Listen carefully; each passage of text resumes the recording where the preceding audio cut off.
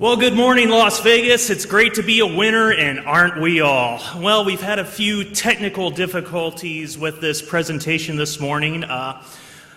First, my presentation was on an iron key, and Tuesday it decided to eat itself, so there are a few glitches in the PowerPoint, so if you see them, try not to notice. Thank you. And this laptop has already blue screened on me twice this morning, so let's just keep our fingers crossed. Well, a bit about me. My name is Matt Crick. My voice is my passport. Verify me. I go by DCFluX. I was a teenage engineer. I'm a video editor, and I like to live on the edge a bit and hang out on towers. Is a lot more fun than video editing at a console. And if I can't make people laugh during my talks, why am I bothering? So, chapter 1 is going to get a lot of people's feathers ruffled because they are in love with their smartphones, but let me tell you why I named it this. This was because while I was putting these slides together, the Boy Scouts of America were doing their youth jamboree at our local Boy Scout camp. And one of the things you can get as a Boy Scout is the Radio Merit Badge. So here I am trying to explain to a kid just about in junior high, how cool radio is and all that, and he just sort of looks at me and yawns and pulls out one of these. Well, joke's on him because the camp is located in a cellular dead zone with spotty coverage at best. But I was like, you little bastard.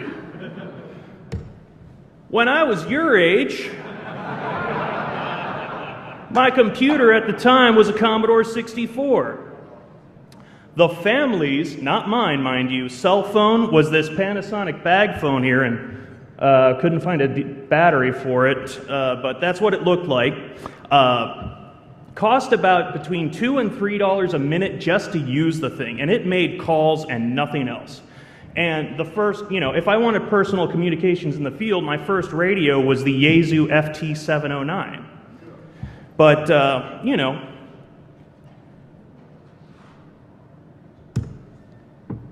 so everyone, got their smartphone so they can make phone calls, but guess what? In amateur radio, we've got that. We have manual phone patch and we have auto patch if you have a repeater. We've got push to talk, frequency modulated, amplitude modulation, digital modulation. Oh, a special note, I didn't put D-star on this. I did not put D-star on this slide because even though it's all kinds of fun and IP-based, the audio quality is very lacking compared to P25. Text messaging, we got it. We got Morse code, teletype, packet, PSK. What else? We got picture mail. We got slow scan television, or you can send your pictures with packet. We've got video chat, full bandwidth, 6 megahertz wide, amateur television, and we've got like 3 different versions of digital amateur television going right now. And we've got location awareness. We've got APRS, which is basically the amateur version of LoJack, but I don't run it anymore because I don't want the nerds knowing where I am. We've got internet access. On the 2.4 gigahertz band, channels 1 through 6 fall in the ham band. And that means as long as you don't exceed the bandwidth, run like the full 22 megahertz wide, on channel 6 and 1, you can run up to 1500 watts using, standard, build amplifiers for standard off-the-shelf equipment. On 5.7 gig, channels 136 through 165 fall within the ham band. So about the only thing we don't have is an app store, but we don't really need one because the vast majority of software written for amateur radio use is free or it is shareware. And the stuff that isn't is really affordable. But, we don't have an evil empire of profiteering gluttons. Okay, quick show of hands. Who in here is paying $50 a month for their smartphone bill? Oh, I'll get to that. All right, so about half of you put that up. Who's paying $100? Okay, the number shrunk to about a quarter of the room. But once you get your license and buy the equipment, there are no further bills required with amateur radio. My brother and I had gotten our licenses on the same day, and we were issued concurrent calls. Paul was KC7GRZ, and I was KC7GSA. But because Paul was older, he got the dual bander. And as I said earlier, my first radio was an FT709. So when I told my dad, I want a dual bander too, like the FT727, you know what I got? He came up with the 2-meter radio, the FT209, and taped them together. That was my first dual bander. So I'm like, oh, what the... But later he would come up for me, the Kenwood TH77.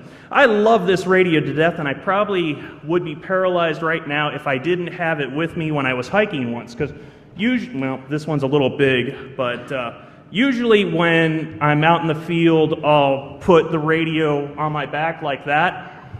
But I fell off a cliff and used my TH77 for landing gear. And the whole front panel was damaged, LCD cracked, battery scuffed, but you know what? I turned it on and it still worked and I could make a call for help. Try that with your iPhone. Okay, moving on to amateur radio. Now, a lot of people, this slide was actually a quick comparison for commercial radio and television broadcasting. Well, you know, it's really a pain in the butt to get one of these going. It's like your lawyer fees. I just got charged $160 for a 5-minute phone call from this guy. And then the bill showed up because I was changing a license to my name from another guy's name, and it was about four grand, maybe a little more. Then you got your FCC fees, which is at least $500 per application. And then you got to fight for the right to get a license allocation, which, you know, depending on the market and what you're going for, is between $30,000 and $5 million, such as ones for the Vegas market. Then you still got the equipment to buy. And depending on the size of your transmitter, it could be $5,000 to $1 million, and that doesn't include any of the studio equipment. And then there's like the mandated emergency alert system stuff that's going to add at least $3 grand to your price tag. Then we got your ASCAP, BMI, and RIAA fees. Who would think that the people that write the music actually want to get paid for it? But anyways, Interham radio. You just have to pay for the exams and buy equipment. And a lot of people fear amateur radio operators because they think the guy with the 75-foot tall tower a mile down the road from them is interfering with their TV, when in fact it's the Citizens Band operator with the 16-pill amplifier running Class C that lives behind them that gets into everything, including the toaster. And while we're on that note, Citizens Band is not amateur radio. While your smart CBer is doing something like this, our radios have that feature built in from the factory. And it always breaks my heart when I see a good radio gone bad. People beg and plead for me to repair their radios because apparently I am the only one in the tri-state area that knows how. But when I turn it on and it comes up on a CB channel, I get really mad. It immediately goes back to the person unrepaired, or I will impound it saying I can't, it can't be fixed anymore and I'd like it for parts. Such is the case with this poor Heathkit SB200. This was butchered by some CBer to run the bias extra hard because he wanted, quote, more swang. Apparently that's some CBer term that indicates to how far they can make their watt meter move. So, we told the guy couldn't fix it anymore and we unmodified it. So it lives happily once again. Also, FRS, GMRS, MERS, that's not amateur radio either. FRS, you're limited to power, and it's basically a UHF version of CB radio. GMRS is a cheap way to get a commercial radio system going, and I'm not even sure what MERS is. I didn't have time to look it up. So when you mention ham radio, people often associate it with this stereotype of a bunch of fat guys sitting around that like to talk on the radio. Well, I won't lie to you, we've got that. But the hobby offers so much more as well. It's about teamwork on field day. It's getting people interested in the hobby. It's about learning how to solder and build electronics. It's about designing custom electronics for whatever application you may have. It's about volunteering. It's about putting up antennas and towers during the day. It's hanging out on a tower during a windstorm to install a heliax connector. And sometimes you have to go up the tower at night. It's a series of tubes. Sometimes you can experiment and make those tubes glow right in your hand. It's some guy's homemade arc welder. It's using thermite to weld. It's collecting electronics and various components and documentation in your bedroom. It's collecting equipment in your car. It's hiking up mountains for better range. It's talking through satellites in orbit for better range. It's disaster preparedness. It's being a trained weather spotter for the National Weather Service. It's volunteering during an actual disaster. It's an adventure that requires four-wheel drive to get to. And sometimes you need a Black Hawk helicopter to get to it. Amateur radio can turn your girlfriend from this to this.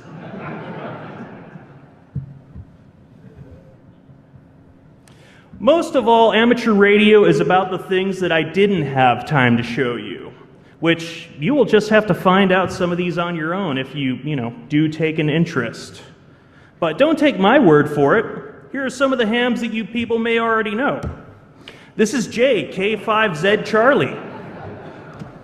This is Bob, K2AMH. This is Joe, WB6 ACU. This is Art, W6 OBB. This is Nolan, W7 DUK. This is John, K2 HEP. This is Steve, WA6 BND. This is Clifford, K7TA. And this is Kevin, N6 NHG. Moving right along, the FCC is the man. Established by the government to be the entity that taxes people for the use of the electromagnetic spectrum, something that should otherwise be free. But anyways, these are the only people that have the authority to grant your license and to shut you down. Now, you don't know about the League? The Amateur Radio Relay League is ham radio's version of the NRA. They basically file legal petitions with the government on behalf of amateur radio operators, and being a member gets you a free subscription to a magazine. I was going to say QST is like guns and ammo for hams, but surprisingly that magazine wasn't owned by the NRA. And we've got some bands that we're allowed to use. This is the HF radio spectrum, 160 meters through 10 meters. 60 meters there is one of our newest bands, and the thing there is we're not allowed to use that whole chunk there. That is actually channelized into 5 channels, and you're allowed upper sideband voice only with 50 watts PEP, but I'll tell you, it works excellent. The 50 watts on a 12-foot whip is enough to talk from here, Arizona to the surrounding states easy, both day and night. Here's our higher bands, 6 meters through 13 centimeters. What can I say? We've got more. We've got places all over the place. You know, I didn't show you all of our microwave bands, but these are the most actively used ones because equipment's readily available and you don't have to fight with dish alignment. And while we're on that note, the narrower the bandwidth your emission is, the longer you can make the range work. So at the top of this list is SSCW, which stands for Super Slow Carrier Wave. Now the trick there is the DITs, it's Morse code, but the DITs are 10 seconds long each and the DAs are 30 seconds long. But because they're that slow, you know, you need special equipment to decode it. Running 5 watts looks like 50,000 on the other end. Wi-Fi data here, you know, it depends on which mode data you run. They can be 1 megahertz to 22 megahertz wide, which is why you might have trouble trying to make that work through a wall without antenna gain. But yeah, oh, also FM phone here. Commercial handheld radios have gone from 16 kilohertz deviation down to 8. And I have seen 20 and 50 kilohertz FM phone on ham, but it isn't often because a lot of that equipment was left over from the first golden age, and I'll get to that slide here in a minute. But one of the nice things about amateur radio, you can build your own mode. And you know, super slow analog data, analog HDTV, that worked. That was actually 3 cable television modulators on 57, 58, and 59, combined, ran through an amp, and decoded on 3 VHS decks. But with all things, some restrictions do apply. You have to give your call sign at the beginning and end in every 10 minutes. You're not allowed to obscure the meaning of communications like, hey, I put that thing in that place for you that one time. No encryption unless you're commanding a satellite. No broadcasting. So that means that you have to talk to somebody unless it is a QST, as in the case of Amateur Radio Newsline. No music unless it's part of a NASA rebroadcast. Of course, the last shuttle mission was a couple of weeks ago, so I kind of think that one's not really going to apply for a while. Oh, and you're not allowed to use the 7 dirty words. But the swearing thing is also dependent on the moral standards of the community, such as the case in the Los Angeles basin. But remember to give your call sign first if you want to test the waters, and if someone will report you to the FCC. So in short, don't be an asshat on amateur radio and you'll get along with it just fine. If you have to, take your shenanigans down to CB where they belong. Here's the good stuff. 1,500 watts PEP on most bands with a few restrictions. Like I said, 50 watts on 60 meters, which is easy out of a mobile radio. 200 watts PEP on 30 meters, and also 30 meters is a CW only band. And 50 watts PEP on 70 centimeters, which is UHF in some locations, and that's a pave pause thing, and I'll get to that later. But the nice thing is you can run unlimited ERP. You can, like I said, build your own mode. They're allowed on all bands, except the pulse and spread spectrum ones are limited to pretty much 900 megahertz and above, because of those are the bands that have a lot of bandwidth to them. And also, you know, unlimited, you know, as long as your emission falls within the amateur radio bands, you can have as much bandwidth as you want on 900 megahertz. What I talked about in the last slide was PEP, peak envelope power. That's the power leaving your transmitter terminals. And it's peak because sideband and AM, they don't function with a continuous carrier. And a good example of this is with AM TV. An AM TV signal will typically, the average power is 75% typically below the peak power because of the sync tips. for the horizontal sync. ERP, however, is effective radiated power, which is the power you can actually throw into the radio horizon after the feed line loss and the antenna gain. So, you know, I've seen some people, actually, this is notable because it was a Las Vegas television station that did it. They had a license for 2 million watts ERP, and they thought they were going to do it with a 10,000 watt transmitter and make everything up in antenna gain. And I couldn't find a donut to explain this, but the higher antenna gain you use, the narrower the beam width. So if you use a very low gain antenna, imagine the pattern leaving it looking something like a donut. But as you start to make that into like 10 or 20 dB gain, that donut starts flattening out into a pancake. Now, if you put a pancake on top of a mountain, your power will fly over everyone down below the mountain and land someplace 120 miles away. And that's just, you know, they're probably not trying to watch you, but the poor guys that are 5 and 10 miles below under you are. Here's that chart I was telling you about, the UHF power restrictions per 47 CFR 2.106, footnote US 7. Pretty much you'll see all of Arizona's covered, most of Southern California, actually most of California too, and the Southern Nevada portion that Las Vegas resides in. But basically these are outlines around US government Air Force installations. And pretty much we share the UHF spectrum with, you know, the 70 centimeter spectrum with the government, and they use it for radar to look for space junk. So they don't like when one of our repeaters starts getting to them and they get all excited thinking that, you know, this guy's repeater in his backyard is some space junk over by Mars.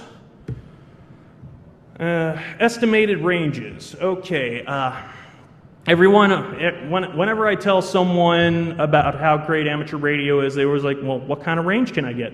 Well, a lot of it depends on the band and conditions, but here's kind of a chart I put together. And generally, the lower the frequency, the better range you can get because of path loss.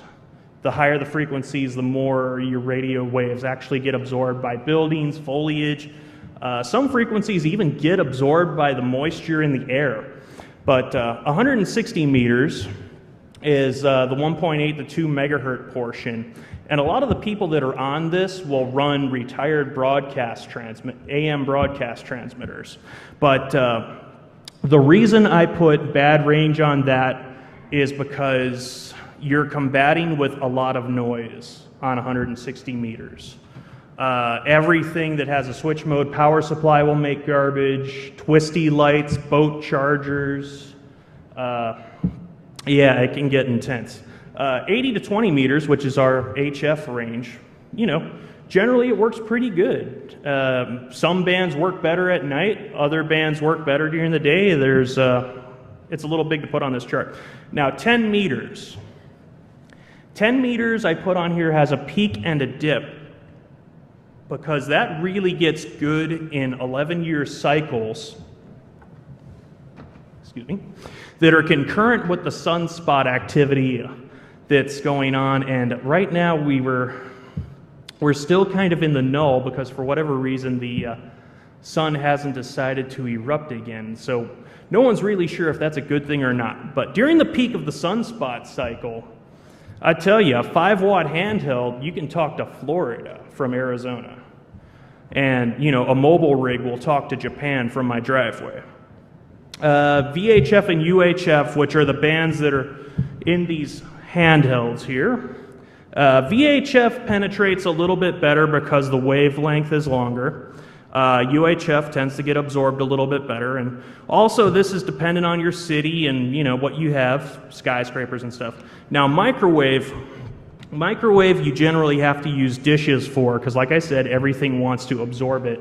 So generally we use that for point-to-point operations, like linking between mountaintops. And yeah, if you have the right size dish, you can make a microwave signal go 150 miles if you have the right 2 mountaintops, and that is because of the curvature of the Earth.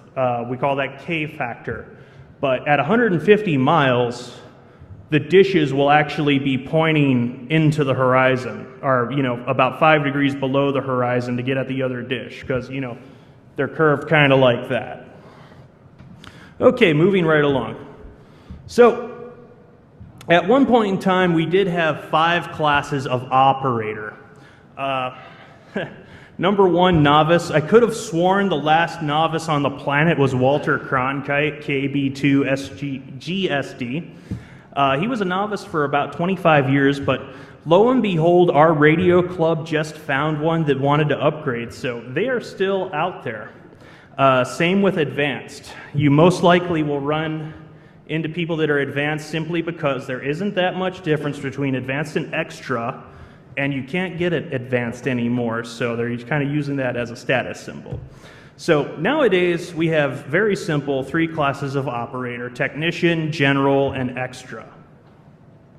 Oh, and one more thing, there's no Morse code requirement anymore, so it's very easy to test and get your license. The requirement was dropped in 2007.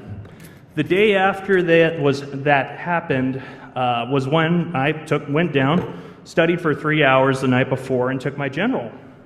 There were 34 people at that session, and we were at a paint store, and I actually had to stand at a shelf in the back of the paint store to take it. And no one told me this, but I had used blue pen, and I circled the letters on the answer sheet. This is one of our grading templates.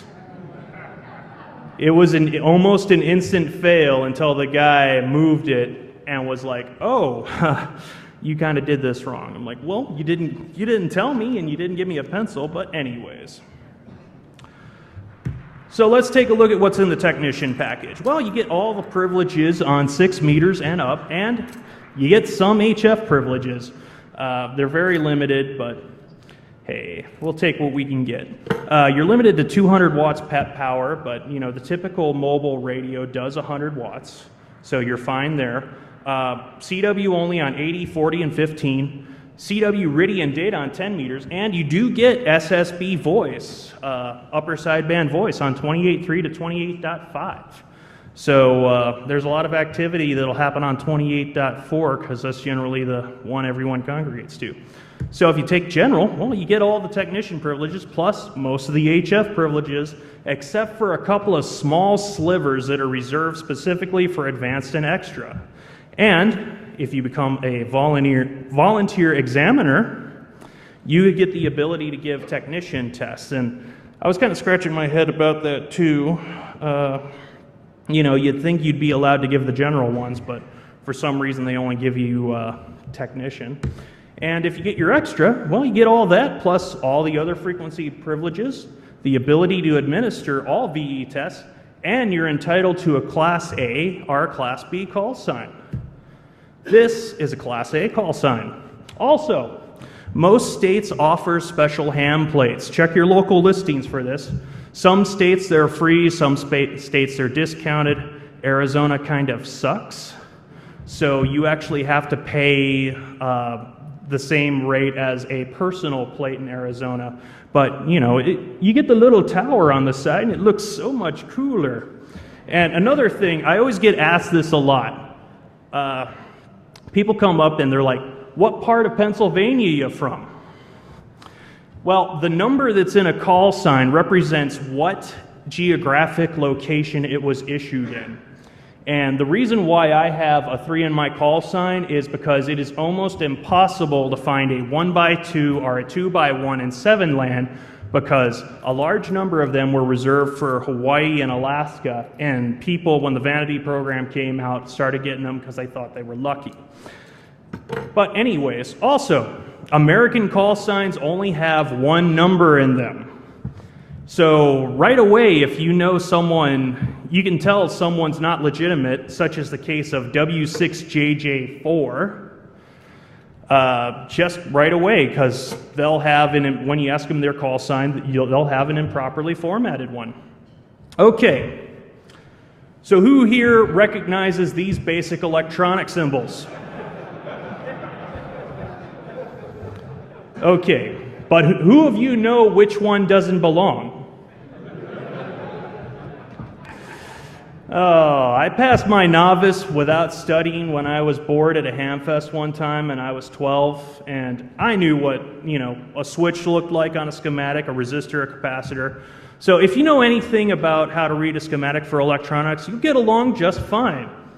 But, if you're really interested on studying, go to this store.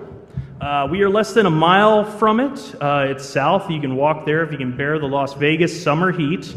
Or if you can find a taxi driver that'll, only take you there for a mile, go for it.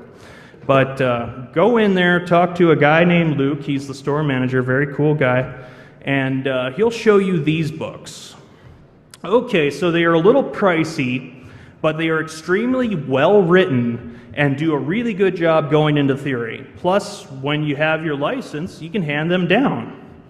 AES typically has 25 of each type in stock at any given time.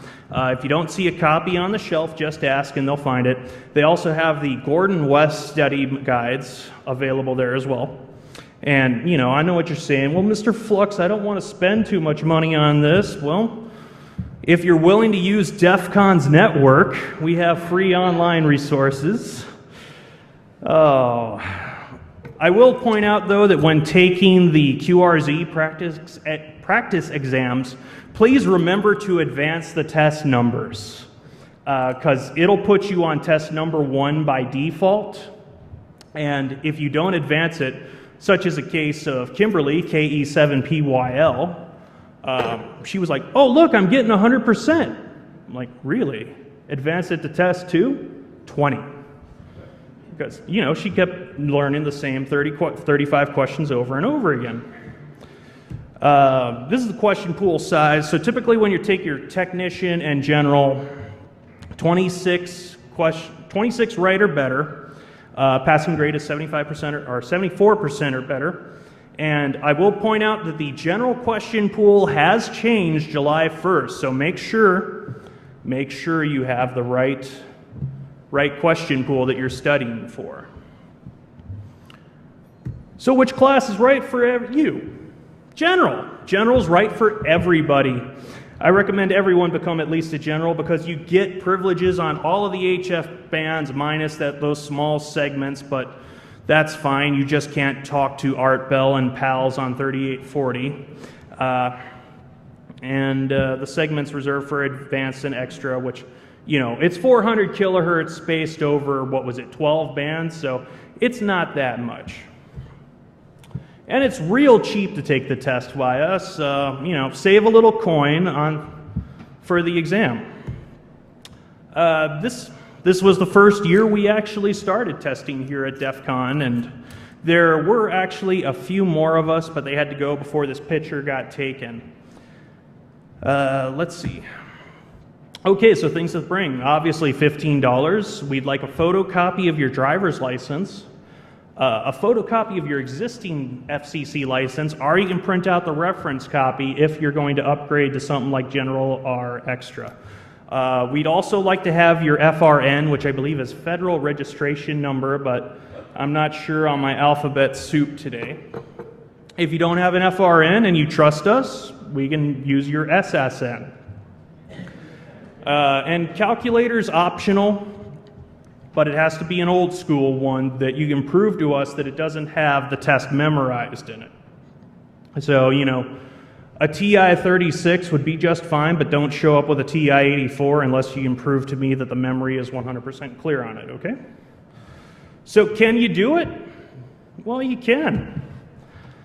Ass kicked by a blind man. This is my club's president, Bill, KD7MIA. He is legally blind from when an accident happened aboard the USS Enterprise. The engine on an F-14 Tomcat exploded in his face. And this was the day he passed his extra. And here he is on field day in a tent with blaring wind, and we're giving volunteer examinations. Oh. And this one just happened. This is Karen Lee. She doesn't have her call yet because she just passed on Tuesday. She didn't have a here's the impressive thing. She didn't have a laptop or a computer with the internet, couldn't afford a book, and didn't ask anyone to print out the questions for her. So she studied on a droid. Yes, wouldn't you know it, smartphones are actually good for something after all. And she actually took it the month previous, but the website she was studying on, I forget which one it was, but their mobile version did not have the current question pool. So she failed the first time, but came back and took it on Tuesday and passed with only 2 wrong. Okay, so everyone's thinking, okay, show me the hacks. Well, we are on the verge of the second golden age of amateur radio. The first one was the first commercial narrowbanding in 1963, and that's when we went from 15 kilohertz FM deviation to 5. So you gotta love unfunded government mandates. So all the equipment that is made obsolete by mandates is worthless to everyone except hams.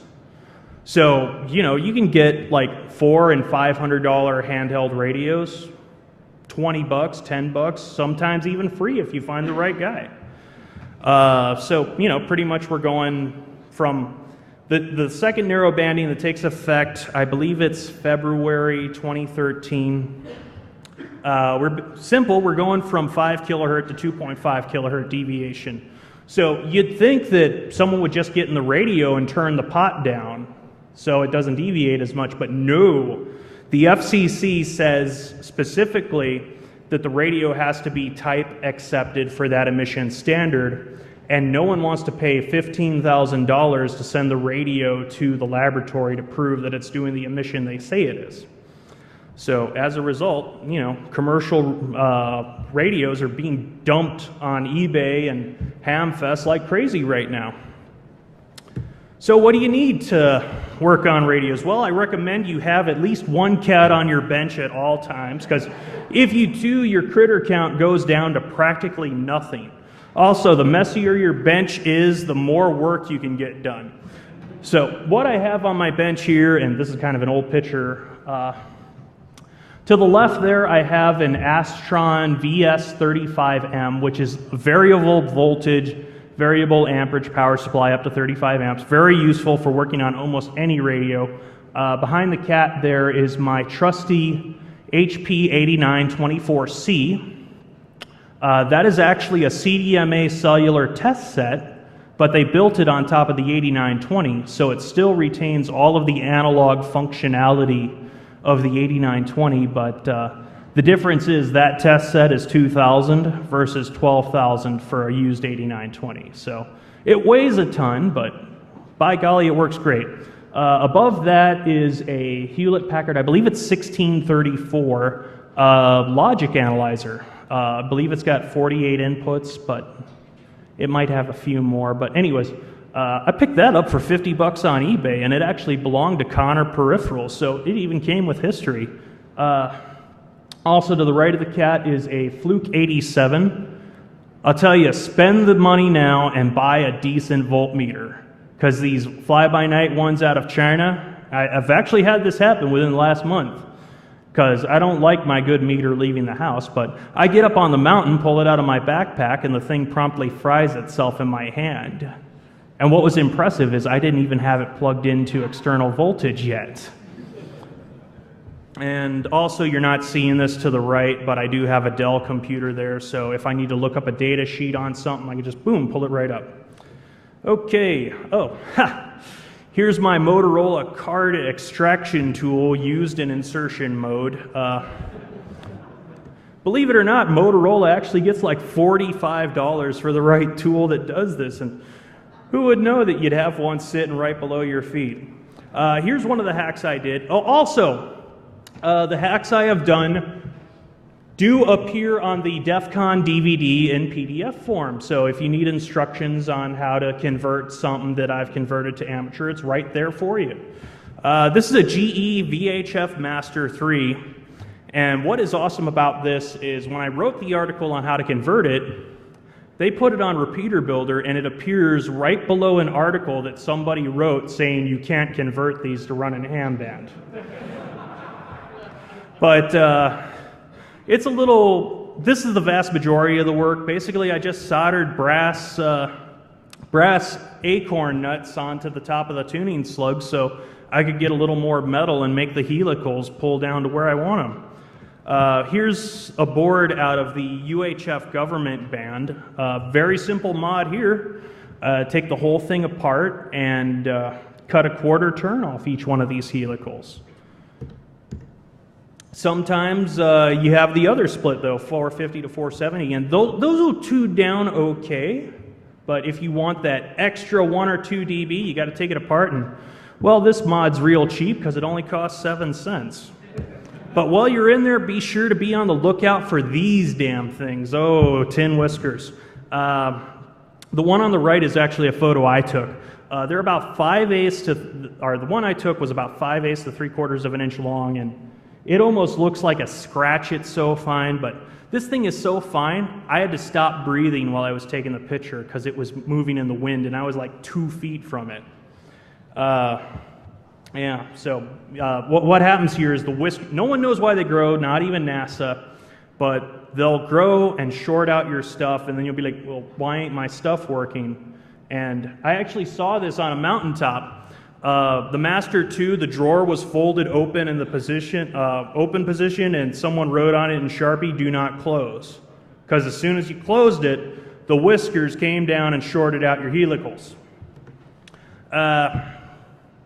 The most underutilized band in amateur radio right now is the 221, simply because there's only like one commercial manufacturer, or, ham radio manufacturer that makes radios that run on it, because apparently America is the only country that has a 220 amateur band. So everyone avoids it like the plague. You'll find radios that have the functionality in them, like the quad and the triple bander, like the THF6A does 220. But so lately I've been, a fire department graciously donated to our club about 50 of these things, and we're like, well, great, they're on VHF, what are we going to do with them? So I did some research and found out it was possible to make the thing run on 220. Took me about 3 or 4 weeks worth of effort to do, but because it's a 45 megahertz IF radio, very simple, I just convinced the voltage control oscillator to run backwards, and I hacked the software to where it would program that far out of range. So the transmit frequency you program true, and the receive frequency you program 90 megahertz minus where you actually want it. Well, if you don't like GE, here's kind of the same thing I did in a Motorola Max Track. This one's a little more involved because I had to take apart a bunch of the coils, and I got tired of fighting with the PAs, so I just took the Dremel and cut a slot out and shoved that's actually a linear power brick in the center there that I stole out of a amplitude combandered single sideband 220 rig. And I knew it was wrong, but I did it anyways. And wouldn't you know it, the battery for this one ran dead sometime between Wednesday and Thursday. But anyways, I swear it works on 220, but this is the GE PCS handheld. So if you see in the photo here, I actually put brass screws in the receive tuning coils, and I did a little work changing coils on the power brick, simply because the one that might work on 220 is almost impossible to find anywhere. Here's some yeah, I always ask people this, got any 6-meter duplexers? I do. I had to pick them up and have a friend drive up and get them, and they made a 800-mile trip and came down to me. And, they wouldn't really tune where I wanted them until I pulled the thing apart, and very simple, cut one turn off that coil and solder it back together and stretch it out. And there's been a fierce debate over old crystal controlled rigs. Which one's better, the MyCore or the Master 2? Well, I like the Mycore because the receiver is hot, but the Master 2 transmitter is just so good. Ooh, it's tough. Anyways, the surplus market has a ton of these for hams that are, you know, just, they were practically already worthless to commercial users, but now they're really worthless. But they are crystal controlled, and no one likes to spend $50 and wait 2 months for a set to grind. If only there was a solution. Well, now there is. Thanks to new technology from our friends at Analog Devices, we've created the Virtual Channel Element Mycore Edition. And I'll tell you, when you can solder an LFCSP24 by hand, you've reached max level.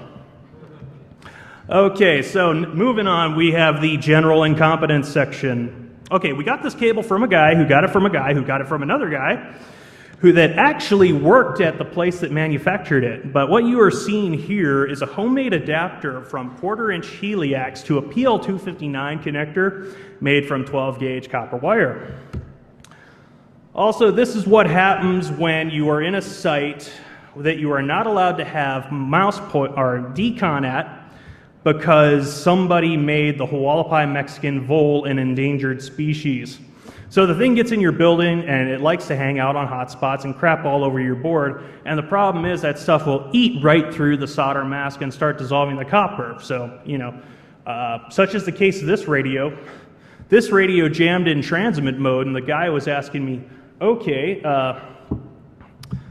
find where the interference is coming from, and I'm like, dude, it's your own stuff. And sure enough, he goes up there and the thing's transmitting. This is really good. This room was at a juvenile detention facility. They had a problem that every time lightning struck within a mile of the place, the door controllers would blow up.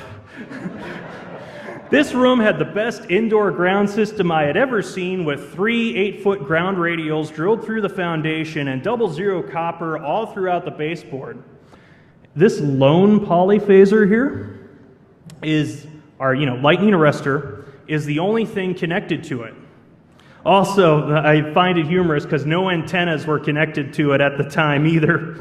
But yeah, they never even bothered to hook the antenna to it once they got the ground system. And at first, this antenna looks, at the top here, looks like it's pointing at Las Vegas. Look again. Too much stress on the tower when the antenna was a popsicle and the wind speed got high enough, ripped the top rungs right off the tower because it wasn't bolted low enough. All right, I was scratching my head on this next picture, and I'm sorry it's a little hard to see, but this is the KAAA AM tower, old dark one in Kingman. For some reason, someone bolted cellular antennas at the 40-foot level, which it didn't make sense to me, and I was scratching my head. I even called their chief engineer, and he didn't know. So, I didn't figure out why they did it until I went into the parking lot, and this is what I saw across the street. Apparently, cellular coverage is so lousy in our town that they couldn't sell cell phones. And this is a site access gate, and this is kind of a double-edged sword. Had it not been for the push bar on this front of this truck, it probably wouldn't grab the gate. But also, had it not been there, this guy would have probably lost his junk. And on that note, it has occurred to me that we have ran out of time, and so I can clear the stage for the next guy. I will be entertaining your questions in the Q&A room. Thank you for attending, and enjoy yourselves the rest of the day.